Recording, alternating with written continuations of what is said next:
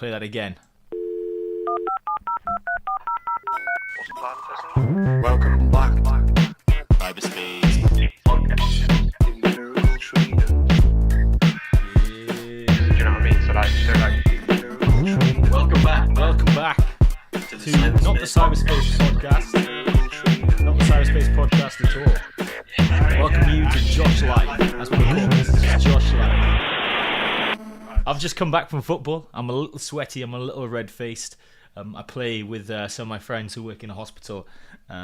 Interestingly, didn't talk about the current ransomware attack their hospital is going to go in, where they're having to do the blood tests manually. So it's not a huge deal. They only takes them about half an hour extra. They used to take almost instantaneous. It's just the system that's broken. The blood tests still work. But yeah, their system that they use for the blood test got ransomed.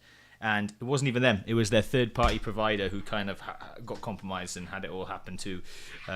So yeah, rough times. A lot of extra 12-hour shifts, and those guys work hard enough as it is, certainly. Awesome. So, welcome to the stream. Welcome, everybody. Not sure how many people I didn't promote this one too well, to be perfectly honest with you guys. So, there might not be a huge number of people here, but what am I here for? I'm here to help talk about cybersecurity in a very relaxed environment. I am a cybersecurity professional. I used to be a security analyst and a threat hunter, working in a managed security services provider. So we basically would kind of have a 24/7 security operations team, which I was a part of, monitoring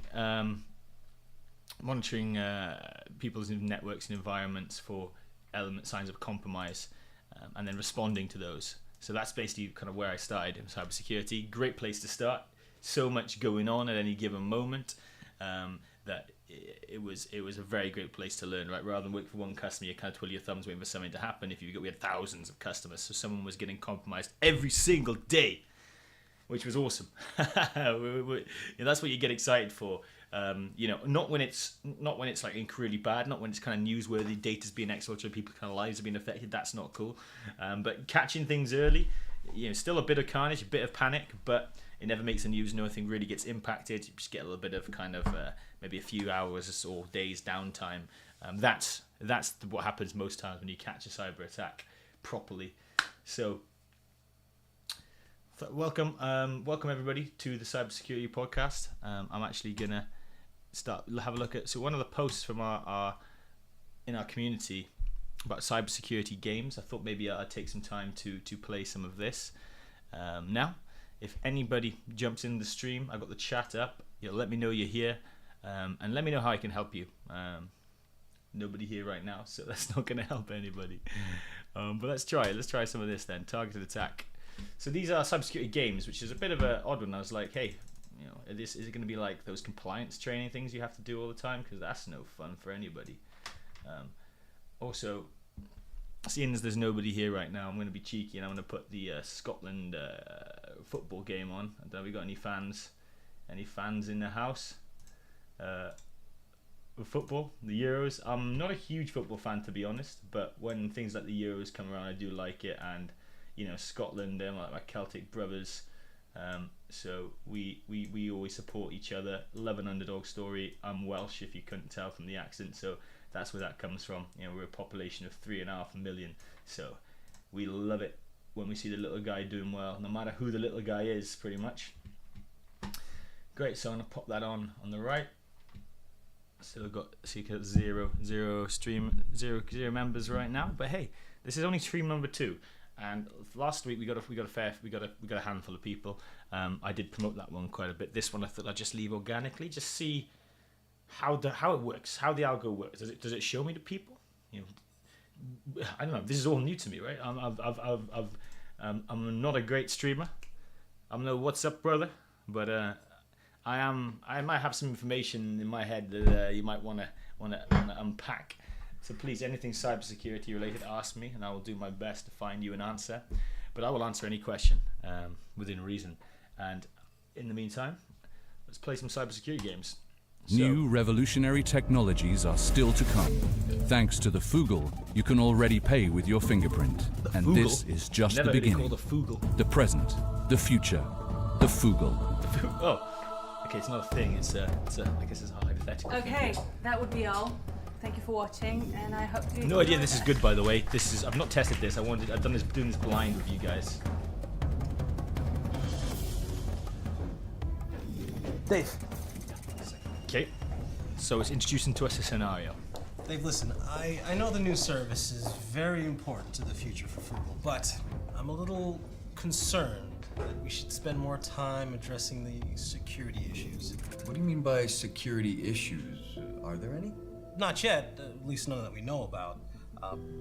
The thing is, I'm not 100% convinced that the application is completely secure. And you never will be, because it never will be completely secure. We are revolutionizing the mobile payments market. But this is a common I'm sure conversation. we'll run into some small the conflict problems, of, but let's get out you there, and I push it to together production, could surely make some handle money, it, right? get out there before competitors, hit That's our right. deadlines. The success And of the this security project guy is be in like, your hey, hands. whoa, have we tested Every everything? choice you make will have an outcome on the success and the security of Fugle Incorporated. And this is the kind should we do? of the contrast you have, right? The success of a company, the growth, the bottom line that the shareholders really care about, the board care about. They see the kind of the most obvious connective tissue to that being, if we break a new product, we push it out there, we can sell something, that makes us money. You know, ding, ding, ding, ding, ding. What they don't see is that security is a few kind of steps removed. But like, you know, if you wanna grow, you want to grow, you need to have your intellectual property. You need to keep that protected, that data secure. You need to maintain user trust. You need to protect any data that they give you, or they're going to be like, what, F off, I'm not using you guys anymore. You're the reason my card details are being used to buy all sorts of dodgy stuff on dodgy websites. Save that one in if you get in trouble with the Wi-Fi. And yeah, and secret source, staying online, right? Being available, so people can actually log in, right? We've all know when Instagram all goes down or something, there's news articles written about it. You know, that's how kind of big an impact it is on people's lives. And security maintains all those things. It keeps things available. It keeps things confidential, so the data integrity the data is not leaked out there. And it maintains integrity of the kind of source code, integrity of whatever it is you kind of housed in your organization, because you can modify that. You can make bad stuff happen. So I lost my train of thought. What's this fella saying? Just as in the real world, some decisions you make in the course will cost you financially. Okay, your budget revenue, the red Trend Micro coins in the top left. So Trend Micro, do this game. Bear in mind when it's gone, option window available. So we've got a finite budget. How can we use this most effectively? Outsource a third party to help center end security issues. Postpone the launch and work on it internally. Release on schedule and address any vulnerabilities with updates. So this one is the kind of the hey, money option. Irresponsible. This one I would go for if I knew I had the right people in-house to handle this. If I had the right resource, if I trusted my guys. If they didn't have the expertise, or if we kind of been through once, I want to double up my homework, I'd go for a third party to help us identify and secure any issues. Now, from the conversation earlier, he said he wasn't sure if it was 100% secure, 100% no holes in it. So I guess that means they've been looking through. He hasn't had enough time. I don't know. I'm gonna go for third party because outsourcing, it can cost you money, but they can't. If you pick the right security partner, they can be really great, really targeted. You know, you don't have to have all that expertise in-house twiddling their thumbs like I was describing earlier. You can kind of have the best of the best on standby, ready to go. Let's do it. It's gonna cost me money. Look, if it's such a concern, let's engage an external audit of the code. This way they can work on it and we don't have to waste our own cycles. Okay, so let's meet with the team and we'll discuss who we can pull in. Sounds good. Dave, thanks for giving us your time. Yeah, sure. We were just going over some of the possible options. Okay, so what are our It's options? quite. Well, if we want More to fun make sure game to than I thought it was gonna outsource be. the It's job quite to well someone to shot. do the code audit for us, we have to make the right decision. No, of course. What options are on the table? What do you recommend? Well, we have these guys who've worked with us before. They've never done. What options on the table? What do you recommend? Top tick for managing up, especially in security. Give them 3 options. Always give them 3 options. One that is the best possible, also unrealistic. You know they're never going to go for it, but kind of show them what perfect looks like, or as close to perfect as you can get. Also show them the kind of cutting some corners option, not quite good enough, and then present them with the middle ground option, and secretly always make sure this middle ground option is the one you want them to happen. So that's the way you should do it. Present 3 options, and one of them is the one you want, and that's always the one in the middle. All right, that's gonna make them make the decision. Oh, that one seems best. Great, you've just social engineered an exec into doing what you wanted them to. Done anything this big, just small bits and pieces, things we didn't want to deal with. They should be able to handle this though. They're not terribly expensive, and the benefit is, they've worked with us before, they know how we work, so there's not much training. That's quite important. Okay, that sounds reasonable. Then we have Tech Spec, the guys that do the federal online services? Yeah. They definitely know what they're doing. They work with the very best, and they'll be worth every cent that we spend on them. We'll just be spending a lot of cents. Okay, how much exactly? Quite a lot, actually. And finally, this new thing. A bunch of InfoSec researchers, they went freelance and founded this company, IT Freaks. Anyway, they're the most affordable of the bunch, and according to Danny, they should be able to do the job fast and do it relatively well. Now, they could be awesome as well. These Okay. kind of startups, Now, if we know sometimes our they're options. gold dust. This is hard.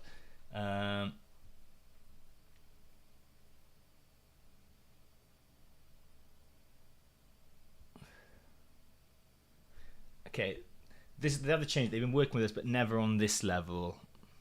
That sounds like they aren't ready for this level, to be honest. I like IT Freaks. I'm gonna go for IT Freaks. I think this is the good option. If I depends. If I had more context about what the app was, if it had really sensitive data, was a really critical role, I might choose this one. This is all about risk threat modeling, risk profile. How big the risk do I think is? What could be the kind of the consequences? And then I spend dollars according to that. I've got a few of these left. Let's go to the middle ground. You know what? The freelancers always work their butts off. Choose them. Roger, Danny knows all of these guys, so we can get him on board in just a matter of hours. That bodes well that Danny knows the guys, I would say, unless Danny's an idiot. But keep your insecurity. Your circle's kind of there. You stay in contact with people, basically, is what I'm saying. They do all over the place, and you actually, I know some Randall. great people. Good morning, out Dave. Certain scenarios. I'm One guy afraid we've got a bit of a specializes in situation here. hacking cards What do you mean, for a car situation? company, pen testing. The IT team has uncovered evidence that we're under some sort of targeted attack. Whoever's behind this is after credentials using some very credible social engineering. It looks like a number of our employees were sent emails that appeared to come from the help desk telling them to renew their passwords. Damn. All right, how Classic. badly were we hit? Well, not that badly at all, actually. credential Our web compromise gateway phishing. detected and blocked the malicious URLs. So, we're safe for now. Okay, great. So everything's fine. Man, you almost gave me a heart attack. I said we're safe for now. I think we should look at how third parties access our internal systems. See if that same email went out to any of them and they were compromised, then so would we. All right, so When you was guys this did made? great, but you're right. If somebody wants to get in, they're A little gonna. old, but Where the are topics we? are quite relevant. Well, we can try segmenting the network. Okay, but I'm guessing that's not. Basically 100% limit the accurate. blast radius. Nothing's so 100%. if it does go wrong, I mean, they our only weak point is explode still in movable small data, areas, USB sticks, basically. CDs, that kind of thing. Data has to go from one place to another. Yeah. Okay, so that's a long-term project. What else do we have? USB Well, I would condoms suggest for device management extending a policies to say two-factor that authentication to cover those same contracts. nothing can execute when you Yeah, I plug it in. get it. I'm just wondering if we can afford to spend that much money. Particularly with the launch and everything. Well, if you don't want to spend any money at all, we can use our internal Active Directory to enforce stricter access policies.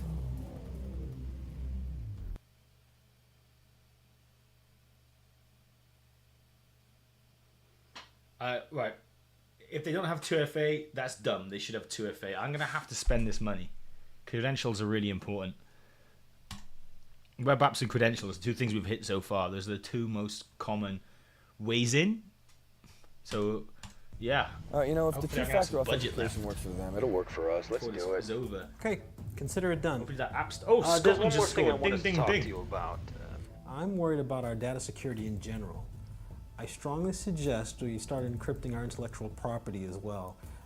This could be industrial espionage. Okay, it has to be the right choice. Data security is important, but I don't have an unlimited budget. I need to be sure that our investment is addressing the real risk. Yeah, it's a fair point.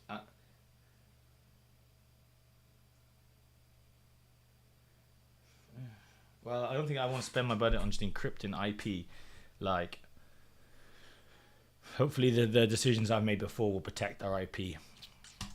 I'm going to go for catching things upstream. If they're at a point where they can grab the data and it's encrypted, yeah, great. They don't get anything that makes sense to them, but they shouldn't be in my systems to the point where they can grab the data. I like to, in my defense and depth strategies, push things upstream. I don't like, I mean, you have to have backups, you have to have disaster recovery, but I don't like relying on that. I would put more of my eggs to the front so we can catch things earlier, contain and disrupt the attack before it gets there. Now, the other thing to think of here is, what if it was a kind of one and done attack? They were able to kind of do a data stealing attack. SQL injection is a really basic one. If my IP is stored in an SQL database, I wouldn't think it would be. That'd be pretty dumb. It wouldn't make much sense. But you can basically do an exploit, and it will, if it's you don't do the right sanitization, some of the kind of command language gets to the back end, back to the database. Computers are stupid. They do what you tell them to do, and it will just say, yeah, there's all the information. Also, things like the Move It SQL exploit that we saw last year, a really big one. That's data stealing attacks are kind of one and done. So what I was talking about, kind of catching things early upstream, that's the other side of this coin, is that if it's a one and done attack, catching upstream, I don't have the same time to kind of react. I have to kind of be a bit more blocking. Let's see, we've patched the vulnerability. We've done a reasonable job trying to make sure there's no vulnerabilities in the application. So hopefully there's no incorrect sanitization. Hopefully there's no vulnerabilities apart from 0 days that they will allow them to kind of do data stealing attacks. I don't even know if it's connected to the app. All right, I'm going to go with compliant with all regulatory requirements. Why is this a bad decision? Well, being compliant doesn't mean you're secure. Some compliance standards are a joke, to be honest. An absolute joke. So it doesn't mean I'm secure, but I'm going to save my budget because I've almost blown it all already. We need to comply with this card's requirements. Yes. Then make sure we comply, okay? Sure thing, Dave. I hate to bring it up considering the budget and all. What else? Well, I think we should invest in some Yes. breach detection technology. Yes. Remember that Yes, deep we discovery should. POC we did last year? That's what I was talking about. Let's catch this stuff early. Let's know if we're getting attacked. And Failing that, we can have a look at our existing technology, see what else is out there. A technology refresh? Exactly. Get some RFIs out there, make sure we have the best of breed firewalls, anti-malware, intrusion prevention. RFI's request for information. The whole 9 yards. Yeah. I like it when he stares at me.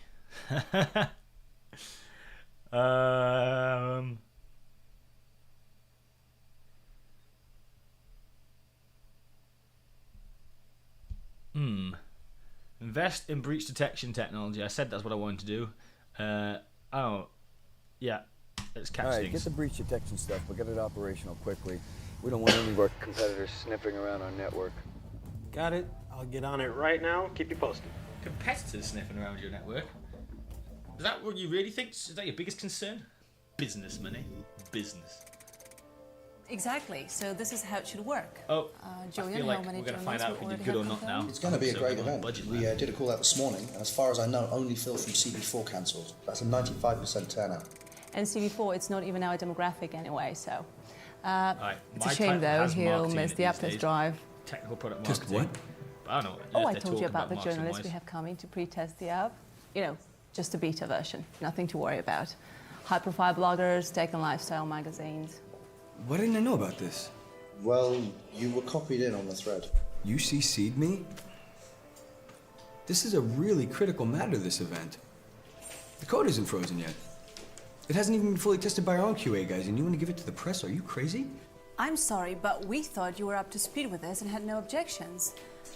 It's a Classic marketing thing. We have to show marketing. them something.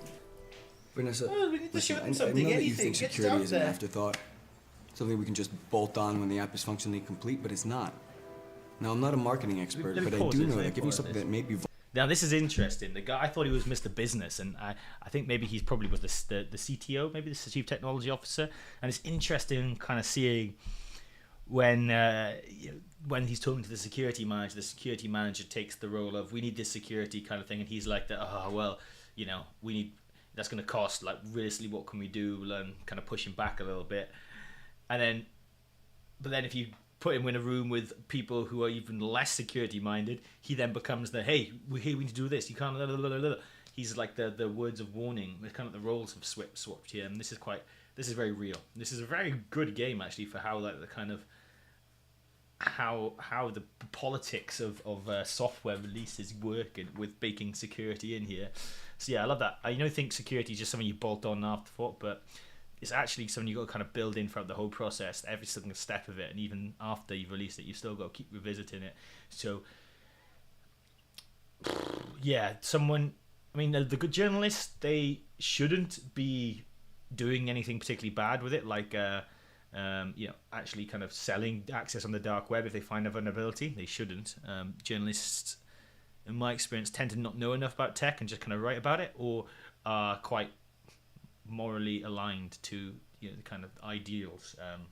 I don't know if that's just something that comes along with journalism, or if I've just been lucky, the people that I've met. But I wouldn't.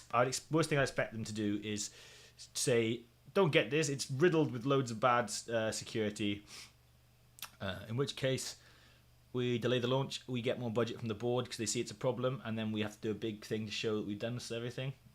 What was a sneaky way for me to get more access? Hello, concurrent viewer. Hey, give us say hello in the chat. It's good to have you along here. I'm just playing some cybersecurity games.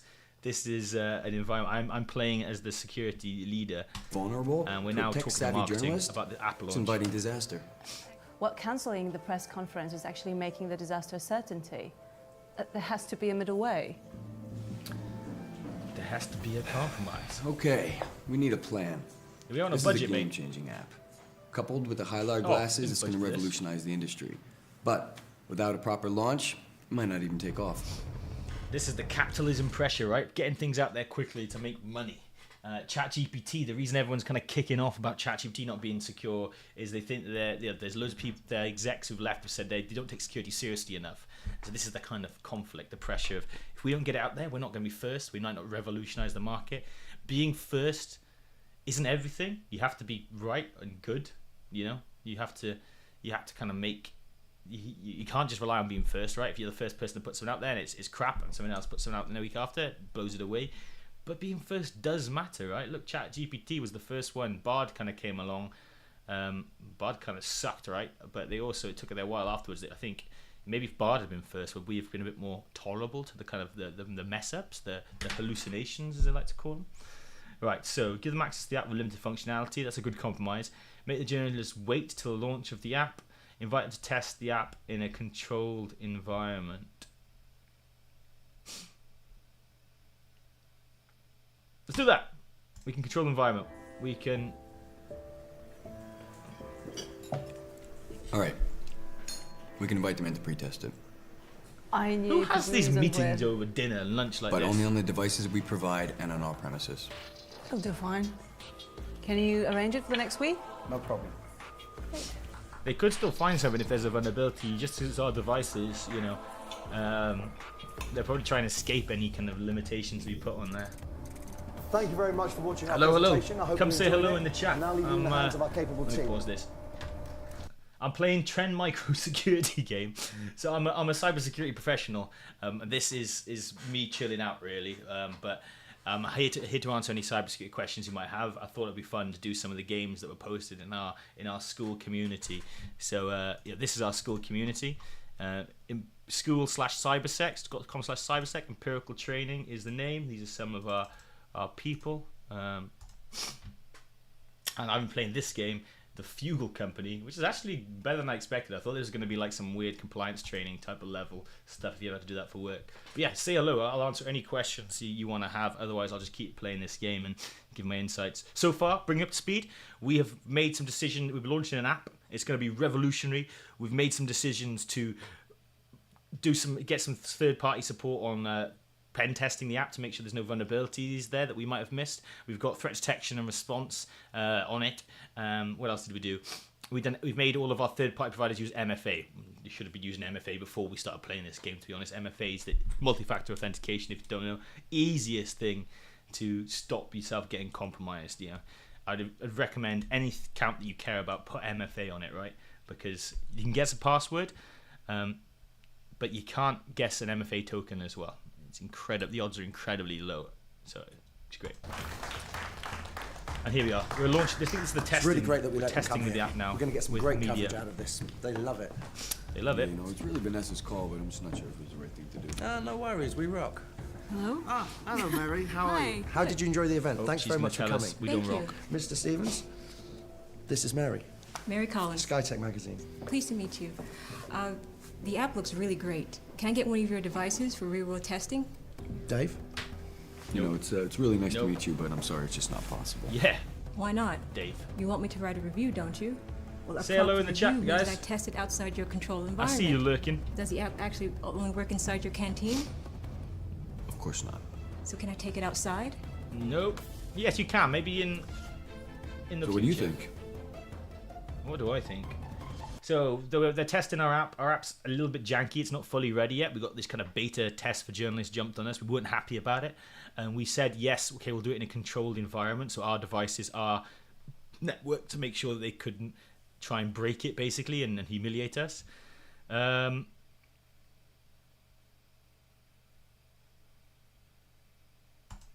Yeah, we're saying no. Mary, can I call you Mary? What you're seeing today is a prototype. When we have the beta program up and running, you'll be the first to know. Julian will take care of that, but until then, nothing leaves the office. Are you sure? We have the security of our customers and our partners to consider. It's not all about just PR. Oh, yes. It's about the product. That's the We're type not of taking answer this we want. outside. Security matters. You can test the full functionality of the app whilst you're here. Write all you want about it. I'm sure you're going to love it. Stay as long as you need. Real world testing. Okay, What is it? thanks. We knew about the app. We might know if this is relevant or not, but she's a bit petulant, isn't she? Well played. Really well played. Thank you, buddy. He actually did answer that very well, better than I thought he was going to. Am I doing That's right. And you know, for PR, sometimes that's the right answer. Saying no, you can't. Just bought yourself a because we coffee. take security seriously. That Awesome. also kind of Right, can come on. resonate. Let's go and show you the rest of the office.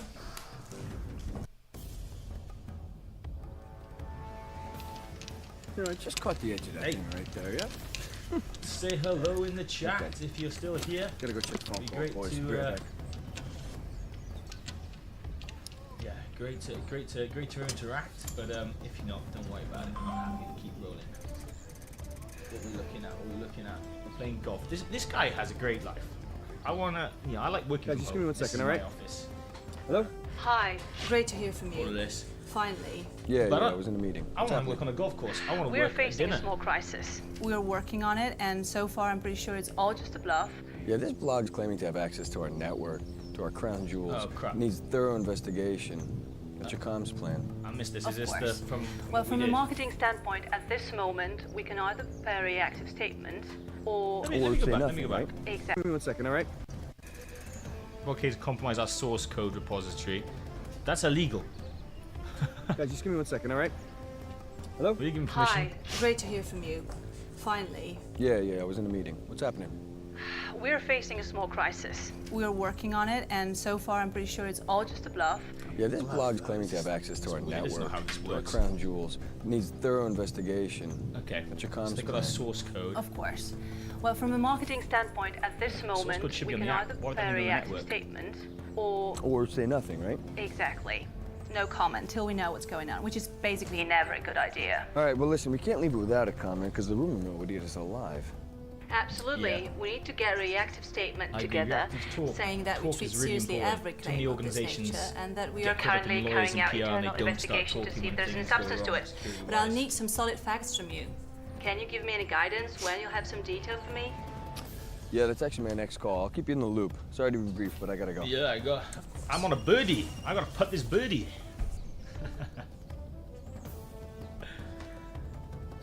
Tell me, what's going on? Did somebody actually steal our data?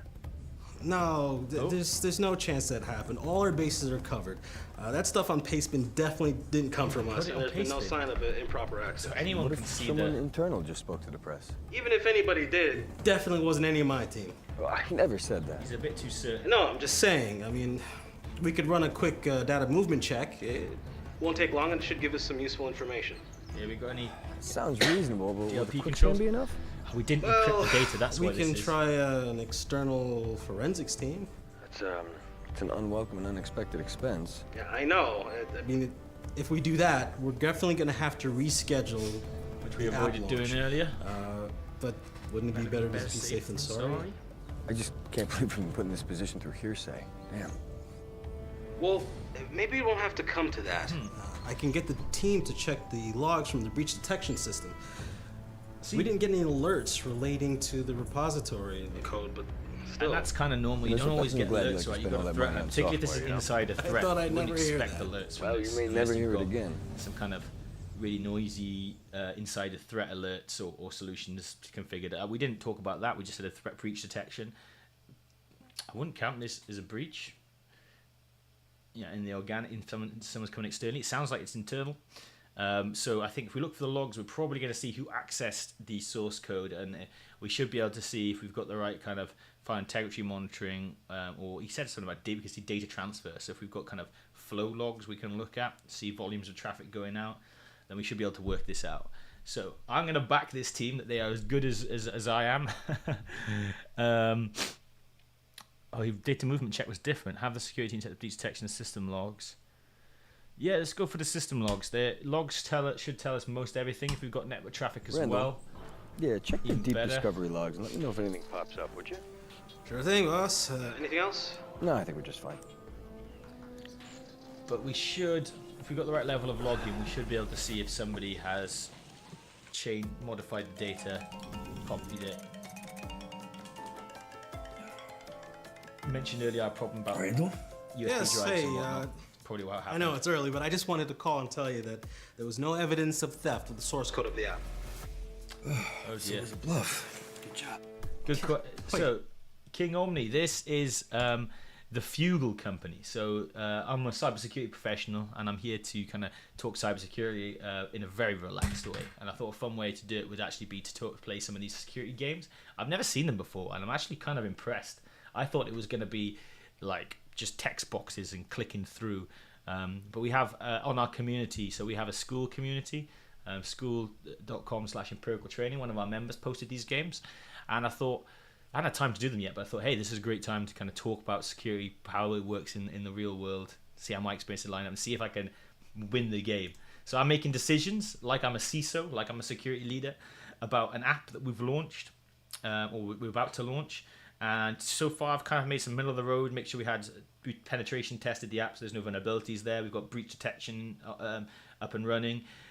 We had a little small closed test with marketing and journalists, and now the source code is up on Pastebin of our new app. So we're trying to work out how it got there, and apparently there's no evidence of in our breach detection system.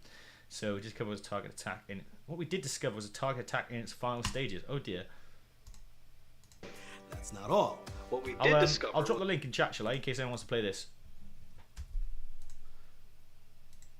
I think it lets me do links. If it doesn't, there you go. Was a targeted attack in its final stages. They were after millions of our customer data records. and they were getting exfiltrated off of the servers. Wait, what? Oh, Yeah. crap. I know, but The thing is, we were able to. Let's go back. Let's go back. yeah, exfiltrated off of the servers. Millions of our customer data records. Was a targeted attack in its final Okay. It stages. was attacking the final stage. They They were after exfiltrated data. Millions We might of have our catched this customer earlier. data records. That was our logic. And they were getting exfiltrated off of the servers. Wait, But we stopped it. Yeah, I know, but The thing is, we were able to So we we were got able to data loss stop that. prevention. See, based What have on we the got? deep discovery Firewalls. information, we managed to secure the data and make sure their access to our servers are terminated. They were after the customer records all along, and they almost fooled us. okay, so we're good. We're as good as we're ever gonna be. All right. So was the Pastebin Good thing job, related? Randall. Is that Really good job. a bit of All right, I'll be at misdirection? the office in an hour. Clever All from right, the see you then. hackers. Pretend we got this. I assume we'd be able to, if they posted the source code, I assume we'd be able to verify if it was the actual source code, right? They keep talking about it's a rumor, we don't fully know, but you could just check, right? Get a dev to look at it and be like, oh yeah, that's mine.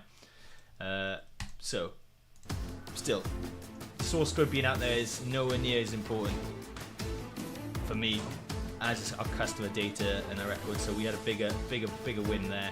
Fortunately, you can't really go and write a PR statement and say, hey, we had a great stop this attack. You just got to quietly kind of carry on, so you don't get any brownie points You in doing the market everything for right? this. Yeah, just unpaid parking tickets. That's what this is. Okay, the plot thickens. This is a quite good game. King Omni, how are you doing? you into cybersecurity at all, or just interested? Or Congratulations. You just saved your company from a major data breach. Well played. Oh crap, we won. Who's that guy? He looked kind of... Okay. Oh, I thought that was going to keep going. I have so many unanswered questions. Okay, that was pretty good. So that's our first security game. What else have we got? We've got some offensive security ones, which I don't think I'm set up for right now. We get those on Steam. But what else have we got? These cybersecurity games. So this is our school community. Natasha posted these bits. So the target attack, is that what we just did? Yeah. So let's try this cybersecurity lab. Okay, let's check this one out.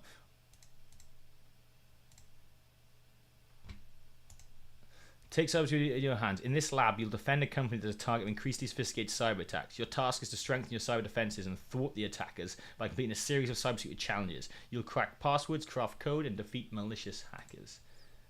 Alright. Hopefully I don't have to write code, because it's been ages since I did that, and that's not my wheelhouse anymore. I'm a former security analyst. Hey, King Omni, nice. What's great to have a gold member in here. Sorry, I didn't recognize your username from your name in the school piece. But yeah, any questions? Anything I can help you with? Did you manage to attend our Q&A yesterday, the live podcast we did? That was really good. We had a good number of people on that.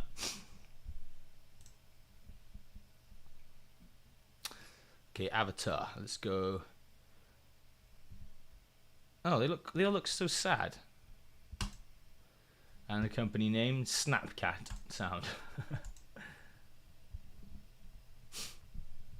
How are you finding the gold, Omni? Ready for what? Ready to launch our site, of course. You know Snapcat, the social media company we've been building for the last year?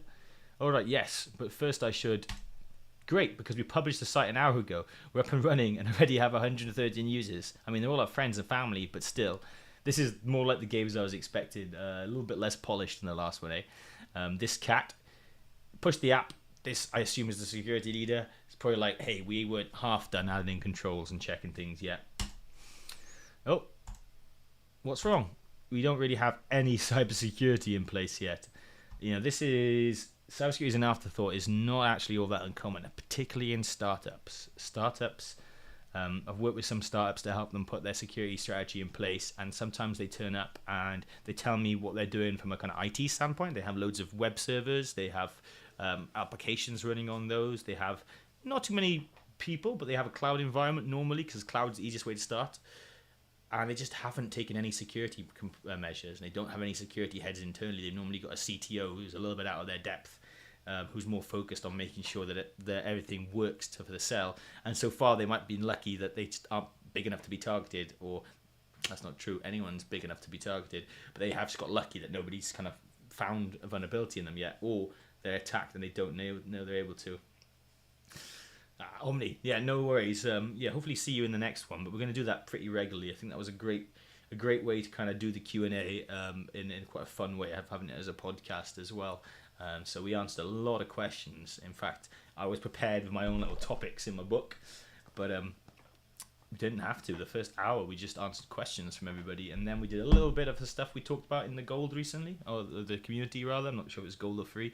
A lot to do with that Apple and ChatGPT integration and the security implications of that. But hey, great to have you here. Thank you for coming along. Happy to take this whatever direction you want to, because you've got all my attention right now, buddy. Okay, isn't that your entire job, human? Yes, it is. But did you launch the house without telling me? Well, it's too late now. What could go wrong? A lot of things, like viruses and stuff like that. No one would do that to us. Yeah, like this is a problem I also see. People think, oh, we're a charity. No one would do that to us. They have a heart. Some of them do, admittedly. Some hackers will compromise something, realize what they've got access to, and kind of back out of it.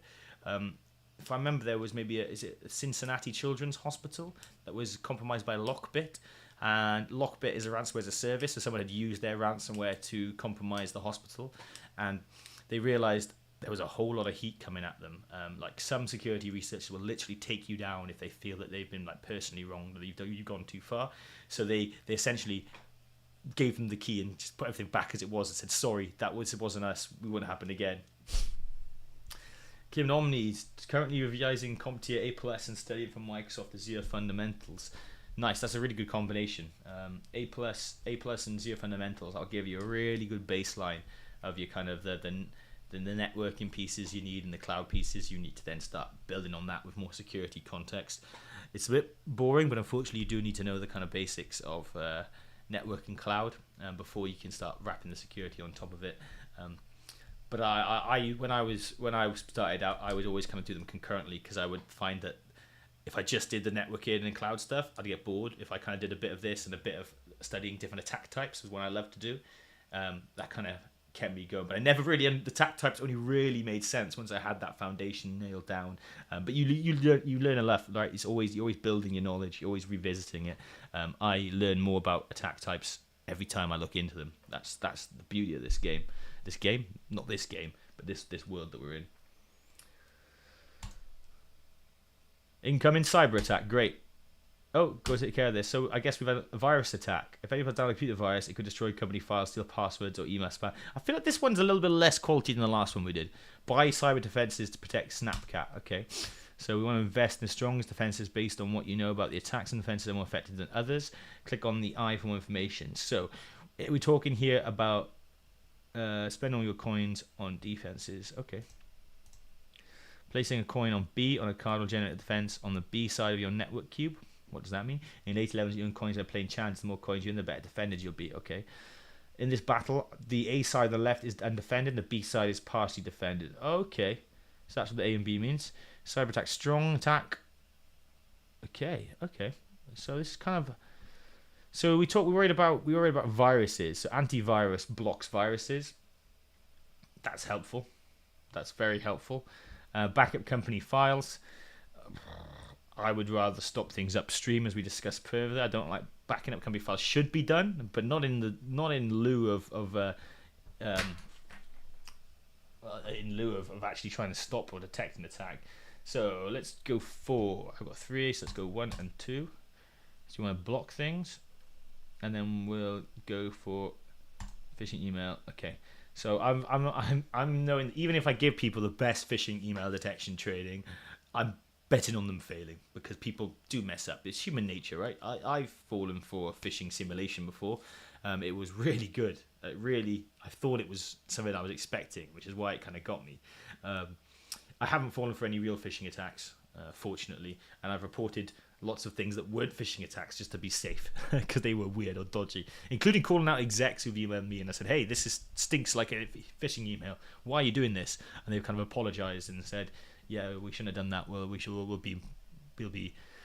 we'll do better next time. Because if your execs are sending things out that feel like, or even your HR department, whoever, hey, action required right now, go do this. And you're like, I've never heard of any of this, and it's a link that takes me elsewhere. You know, that you're conditioning your people to be more vulnerable to phishing attacks. It's kind of two sides. It's not just the training you need to do, it's also how you construct your internal emails. That's important. So let's battle. Shit. They go through the middle, so what's the point?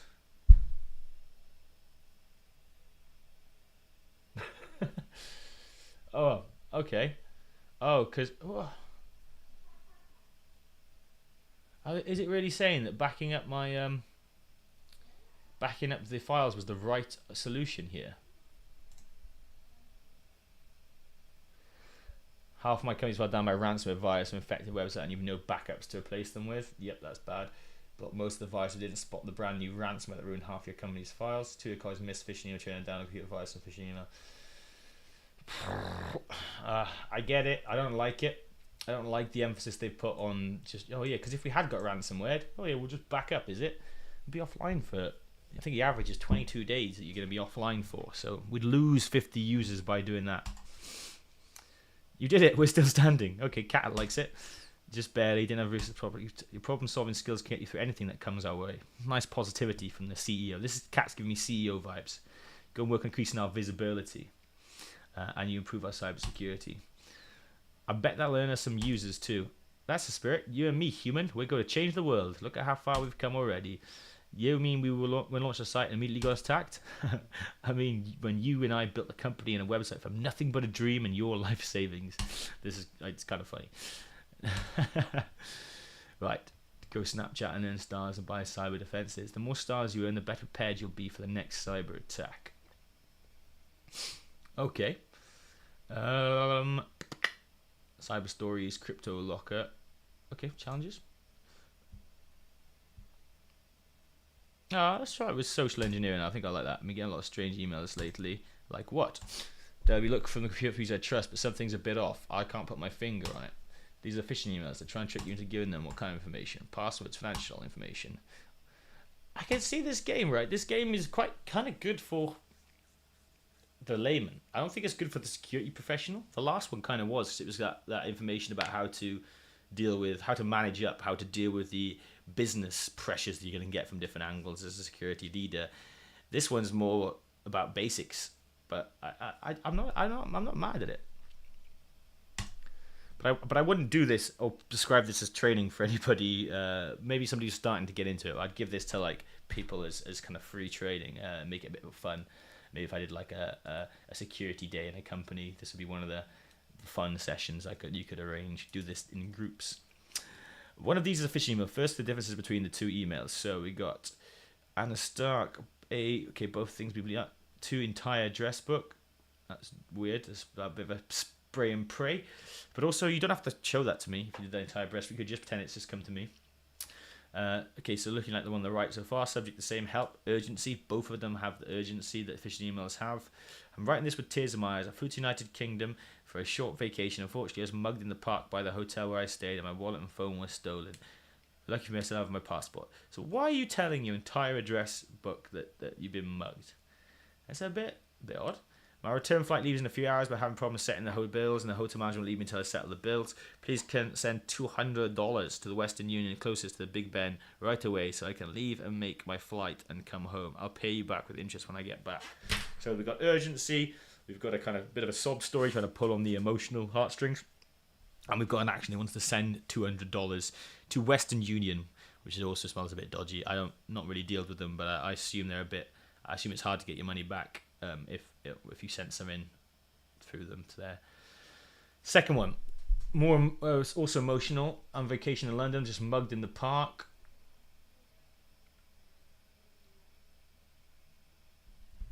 Okay, as you know, on vacation in London, unfortunately I was just mugged in the park by the hotel where I stayed. My wallet and cell phone was stolen, but lucky for me I have my passport. My return flight leaves in a few hours, but I'm not sure how I would do to get the airport. My wallet, I'm kind of freaked out. Please, can you give me a call at the hotel front desk? I'm not sure what to do. I'll pay your phone bill and cook you dinner when I get back. I promise. Okay. Right, let's look at the differences. So we got the first thing is the entire address book. The next bit is the kind of grammar that we have here. It's a bit messed up. I flew to United Kingdom for a short vacation. Unfortunately, I was mugged in the park by the hotel where I stayed. My wallet was stolen, but luckily for me, I have a passport. We've also got the action. They want us to kind of do the $200 to Western Union versus this one's just like, can you give me a call? No skin off my back. Give you a call. You've got your name wrong. And the stock up here sent the wrong email. So compromised email. It's definitely coming from the same email address. So we've got one more difference to find. These in a few hours. Should get the airport out of my wallet. I'm kind of freaked out at the moment. Is that the urgency bit? Okay, so the kind of more urgency. The hotel manager won't let me leave. Yeah. Nice, King Omni.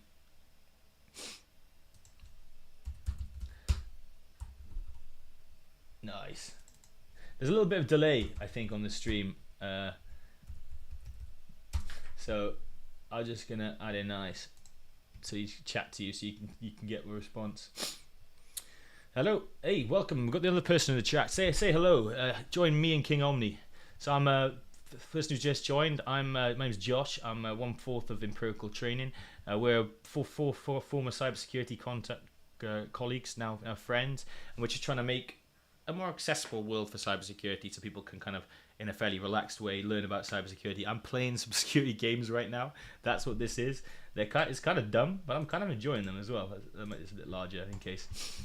So yeah, also happy to answer any questions. I'm just doing this to fill the time, but I will stop and answer questions if you have something like that. That's more important. So we think, which one we think the fish? Left. All right. Okay, I think I covered this. So I'm not gonna do that. The company has grown. We gained 1,000 users by spotting a phishing email. Okay, I like it. One of these websites is a phishing website. Okay, let's look at this really quickly. So the Google, that's the phishing one. Logo's different. Both of those look dated to me. One account, all of Google. Email, password, stay signed in. Creating an account, spelled wrong. This is really bad. One account, all of Google. I mean, the font's different, but I wouldn't know that unless I log in every day. Let's try it. Yeah, it worked.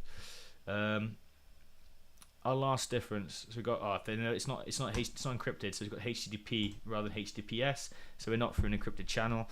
This doesn't mean that it's bad if it's not encrypted. But you'd expect every good website to have this HTTPS. It's very simple to set up, and it just means that my requests and responses are encrypted in transit. So nobody should be able to snoop in a man-in-the-middle attack on what it is that I'm sending out, or even if they've got kind of a network tap on my environment. So we think this was the fish. Ding, ding, ding. Yep. Okay, I've covered those. The company has grown. Okay, would you trust this caller? Listen, so let me know if you need to test the audio. Hopefully you can hear this, guys. Hello. Congratulations. You've won a free trip to space. Very quiet. Oh, what? A trip to space. You entered an internet sweepstakes 6 months ago, and we just made the drawing. I don't remember that. Doesn't matter, because you've won 2 free nights in space and a week of astronaut training in Houston. I'll just need to collect some basic information from you to confirm your trip. Oh. Can I? Screw listening to it. We can read it. I'll leave it. So, congratulations, free trip to space. Nice. Class. Sign me up. You entered internet space 6 months ago. Just made your own. You don't remember that. It doesn't matter because you won 2 free nights in space. What they're trying to do is make me so happy with just my luck that that I then just go and believe whatever they do. Can you look into this and call you back? No, they won't let me get off the line. I'm sorry, we get off the phone, we have to draw a new name. It's just the rules. So again, all that pressure. Okay, I accept the prize. Would you trust this caller? Urgency. Oh. I mean, these clicks are just going to be everything they've said.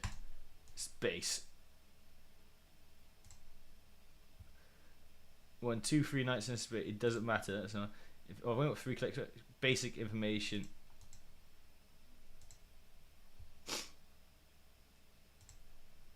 Don't trust.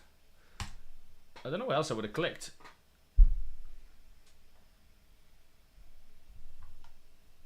Oh, you had to scroll down. There we go. There we go.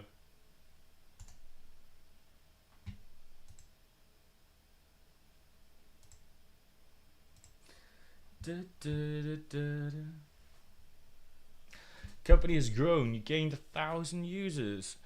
Okay. This one's a bit boring, chat. I'm not enjoying this one quite so much. There's a mole in your company selling your precious code to your competitors. Who is this and how do you know that? You're asking the wrong questions. Well, who is the mole? I'll tell you, but only if you defeat me in a series of password duels. What's a password duel? In each round, we'll both make passwords and then try to crack each other's. Crack them how? I'll choose the weapons we call in each round. Done with that voice. Unless you don't want to know who the mole is. Okay, let's go. And this is going to be my keyboard, right? Chat, just before I started this, I actually spilled water all over my actual keyboard. 2 of them. I have 2 keyboards on here because I've got my work computer and my personal computer. So I had to borrow my partner's little janky wireless thing. Ooh, almost dropped that. So if I fat finger some things, that's why. I'm not used to this. But at least it's quiet. Okay. Guess the 10 worst passwords ever, so make sure your password you pick isn't one of them. Okay. Oh, look, use strong password. That's a good fun way to cheat this game. Okay. So the way to do passwords, as you all should know, Omni, I bet you know this, mate. Other person, I'm not sure. I can't quite. I don't know who you are. Say hello in chat. So it's normally a passphrase. So let's do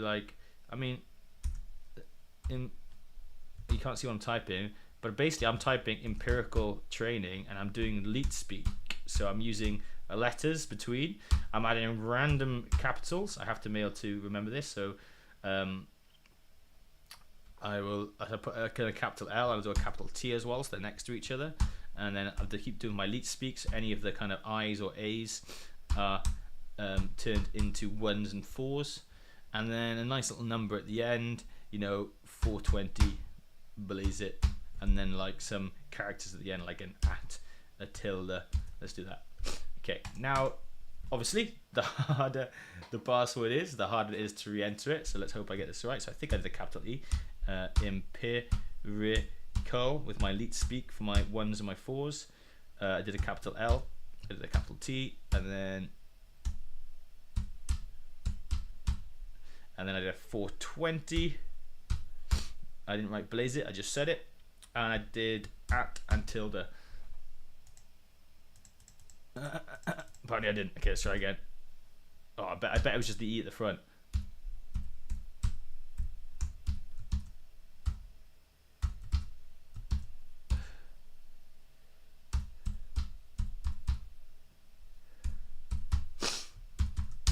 They match. Lock them in. I tell you what, I wouldn't choose in my password. Password, that'd be crazy, right? Who does that? Is it password?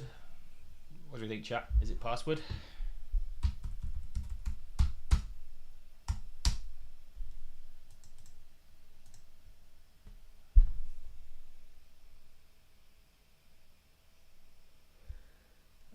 Okay. I thought I was going to have to do some better cracking than this. Hopefully it's going to...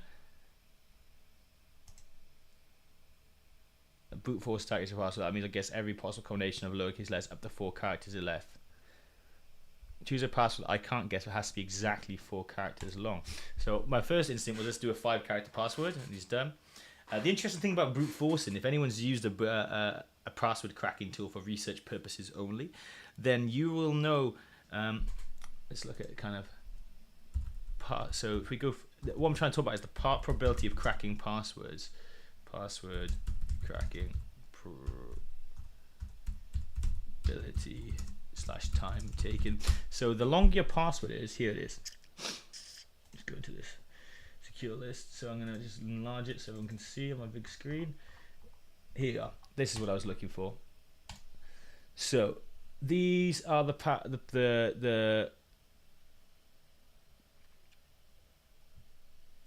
60 seconds to 60 minutes. Okay, I don't know what the password pattern is. A, the password is only lowercase, uppercase. A, the password in both. So the password in digits. Password in special characters. Okay, so what we're seeing here is this one right here. This one is just lowercase letters. So we can see that those take a lot of them take. They get cracked. They all get cracked basically. Some of them take a while. Some of them take 365 days. This is actually not what I wanted to show. This does illustrate it, but in a too roundabout way. I wanted to talk about probability, right? So if we've got 26 letters on the alphabet, it's basically an exponential graph. 26 letters in the alphabet. If I have make them capital, that's another 26. If I then add the numbers, we've got 10 numbers to choose from, and then the special characters as well. We've got, I don't know, say 10, I'm making that up, 10 different special characters to choose from. So that's those. If we're using all the different characters available to us, then each letter is a 1 in, how much is that? 26 times 2, so 52. And then I add on 10, 62, and then I add on another 10. Hypothetically, I'm pretty sure it's more, but so it's 62. So 62, 1 in 62 chance of getting it right. So at this point, we're a one letter password. We're here. Let me open the image in new tab. Oh, I'm big at it. So 1 letter, and this is not exactly accurate, but this shows the principle.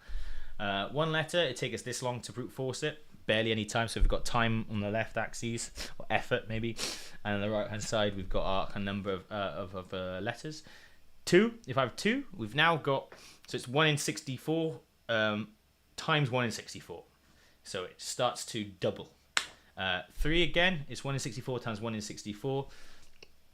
We're exponentially increasing. So if I have a 7-letter character, it's not 7 times harder to crack. It's exponentially harder.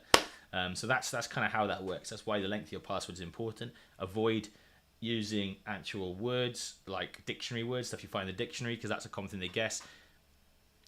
use passphrases. So like, Mary had a little lamb. Something that's memorable, you know. But obviously, don't use that one. But use something that's more personal to you. I'm trying not to give away any insight into how I make my passwords, while also giving you good advice. But yeah, a memorable passphrase that's kind of relevant to you, using bespoke nicknames or words that only you really use, or mixing up languages, all great ways of doing it. Adding that leet speak, you do have to remember it unless you use a password manager. So that's the other option. Use a password manager, and then we can always use those. In fact, let's do it to this guy. Where's he gone? Where's he gone? Here he is. Let's add in. Can we do a suggest password? Yeah. So let's just try that. What happens? So we've basically, it's the fact that we've got the letter, we've got a capital, we've got a non-capital, and we've got a symbol. So those are the 4 different things we could use, and that's why this password's going to work. Thank you, Google, for suggesting it. So yeah, but password manager is the ultimate. Use a password manager, and remember, you have to remember one long passphrase. Get MFA enabled as well, obviously. You can also brute force attack my password for what it's worth. I think you'll get this pretty quickly. For what it's worth. Ha ha ha ha ha ha. Yeah, this is dumb. This is dumb.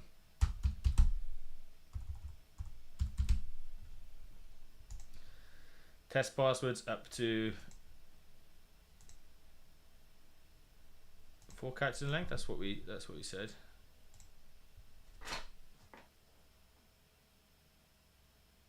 Oh, his password was node. But look, the fact that they used just the one type of characters, that's why it was so much easier. Now, let's go beyond this, and I'm gonna have to log off shortly. I'm only on 8 till 9 today, but this game is dumb, but it does let me talk about some kind of more advanced things. If I am to brute force a password, so let's look at the Windows failed login event IDs. Oh, sorry, I told you this keyboard would mess me up. This is the one I like. Ultimate Windows Security. This guy, I love this little face. Oh, it's not even showing that little thumbnail face. So 4625 is an account failed to log on. That's the event ID. We then have, of course, there's other events as well. So there's the different. So it says here the substatus is as to why they failed, and so one of the things I started out doing in security actually was looking at a lot of these event ID 46625. So I want to know when someone fails to log in, and I want to work out if it's indicative of a brute force attack, someone trying to guess the password, or if it's just somebody messing up, missing their password. Maybe they got a new keyboard because they spilled water all over those. Maybe they got fat fingers. Maybe they just make a mistake. That's okay. But so I'm looking for, and so the way I look for okay, event IDs are tied to different usernames. I want to see who's logging in, because that will be included in here. So I see the login ID and the account name. You might sometimes see the requester, with another account trying to log into another account. Sometimes it's empty if it's just a straight up nobody's logging into somebody. So that will tell me. So once I see these big spikes, if I see like an unusual, says 100 in one day, let's investigate that. If I see thousands and thousands, that's super noisy. That's almost certainly going to be something messing up. It doesn't mean it's a brute force attack, because it could actually be a automated service that's trying to authenticate as part of a scheduled task, maybe as part of a kind of process. And machines are dumb; they just keep doing things. They don't realize that they have to try another way, so they'll just spam it. But also we have password lockouts, right? We should have lockout policies where we actually stop if someone gets the password wrong 10 times, let's lock out the account so they can't. So that stops a lot of brute force attacks. These days it's credential stuffing, which is a bit low and slower, but I'm still looking out for those. So the volume is important, but credential stuffing means the volume's not always going to tell me if something dodgy is going. Another great way is looking at these statuses and subcodes. So I'll drop this in chat, because this is actually a great page to kind of archive, because logins are really important. Credentials are the most common way into an organization, shortly behind web app exploits, shortly ahead of web app exploits. So if I'm looking for these codes, username does not exist. Okay, that means you don't know who you're signing into. That doesn't sound like you're real, right? If you're trying things like admin and admin1 and things like that as well, then whoa, it definitely looks dodgy. Why is somebody trying to guess admin names? That's what that will tell me. Of course, if it's like a couple of characters off the naming conventions for the usernames I'd expect, they'll say we work for the company called Acme. It might be like Josh Acme 1. If I can see that someone's written Josh Acne with a N instead of an M, they just fat fingered that. So that in this case, I would ignore. I would say that's fine. So like I say, none of these give you the answer. If they were, we could just automate everything. But it gives you the context to take that next step and think. Username is correct, password is wrong. This is the normal one, and annoyingly they look really similar. So at a glance, it's hard to see. 64 and 6A.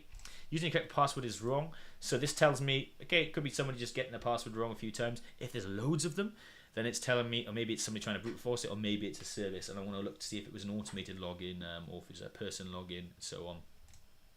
Sometimes people try and log into locked out by machines, say they're dumb. If I can see it's come from an external source and then try to log into a locked account, that almost certainly tells me it's a brute force attack or credential stuffing attack. Credential account disabled. Why would you try and log to disabled account? Try to log outside a day a week. Could be somebody just forgetting or trying to be keen, but so yeah. So hopefully this kind of helps. All these give you reasons as to why it could be malicious. They don't tell me straight away that they're malicious. I would have to do a bit more investigation, a bit more context, because like I say, if it could be a network service that's trying to log into the accounts, and so if I can see the caller username was, let me think of some examples. I can't think of one, but it was like a machine name, a service name that I know they run. Maybe something like Oracle have some services that run and do things like that. That would help me make my decisions whether I thought malicious, or whether it was worth investigating further and talking to whoever in IT owned that service account. But also know a sophisticated attacker would try and hide it and make it look like a legit service attack. So hope that helps you understand about brute force attacks. The other thing, look, we got this account is currently disabled, so that's when they lock out. So if you guessed too many passwords, it locked out. Sorry, this one was the lockout. So how do we bypass that, right? If you've only got 10 wrong guesses, and it's locked out, I know I need. If I'm brute forcing, I'm going to be using word lists these days. I'm not just going to try A. These days we'll use lists of passwords off the dark web that people actually create. That's why you should never reuse your password. But if I'm being locked out, my brute force, my credential attack, stuffing attack might be detected, and it could be locked out. So I'm not going to get into the account. I'm not going to be able to carry on doing the attack. I just do it really slow. And that way around this is to actually, if you can dump credentials. So if you can find some credentials that are stored locally on the machine, you can actually then download those, and you can crack it offline. So that means I can try as many attempts as possible. I just basically try to reverse engineer a password hash by trying different combinations, and eventually it will match. And then I know, okay, I've got the right password, and I'll use that. So that's how a lot of credential dumping malware works. Like Mimikatz is the best example. So what is Mimikatz? Here's an example. Here's the idea. This is a hacking tool that does that credential dumping and then cracks them offline. It often grabs these versus Kerberos tickets, if you know about those. So yeah, hopefully that was a good bit of insight. I'm gonna wrap it up now. But actually, the first game was really fun. I kind of enjoyed that one. The second one wasn't so good, but it did lead me down some good rabbit holes to talk about some hopefully stuff you hadn't heard about before. Some context you might not have had before. So how this works in the real world, because I think that's the hardest thing when you're studying for a cybersecurity role, right? Is, okay, I'm doing this, but why am I doing this? Or how is this going to apply in an actual job? So hopefully that tells you how you'd actually use these pieces. Why you bother learning the Windows event IDs, because actually they all mean something, and they're all going to tell me pieces. But hey, I used to have cheat sheets that I made for these myself, the ones that were most common. So I remember I had these two. I basically learned these off by heart by the end because they're the most so common. Looking at it, I wouldn't be able to tell you what that one meant, without Googling it. So Google is your friend. You're always looking these things up, but you need to know what could be relevant, what might be worth looking up. And then as you do it more and more, you get more familiar with pieces. So I would never sit down and memorize all this unless you have an exam that tells you need to. I would just create cheat sheets, store these pieces that are relevant, and over time you start to pick up the ones that are really, really common. But even then, man, I would Google them just to make sure I was right. Yeah, I still sometimes find myself Googling, is port 53 for DNS? Yes, it is, and I know it is, but I want to make sure that I'm right, because you'd look like a biggest idiot ever if I was raising stuff that was, I said was DNS exfiltration, and actually it was a whole other protocol, So hey, hopefully that's been helpful.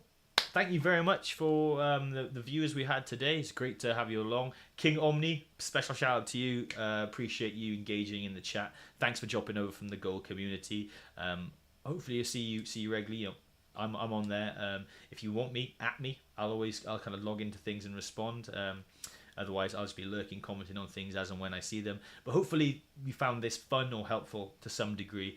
And yeah, wishing you all the best with your A+ exam and your Azure fundamentals exam.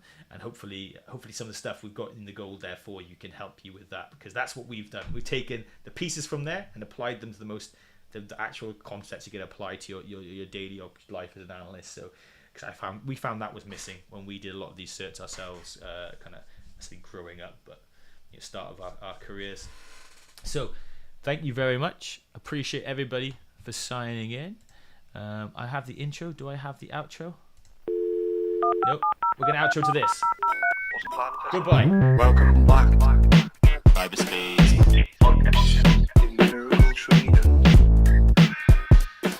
you know what I mean? So like, they're like, Empirical trader. Welcome back to the Cyberspace Podcast. That was NPC Street.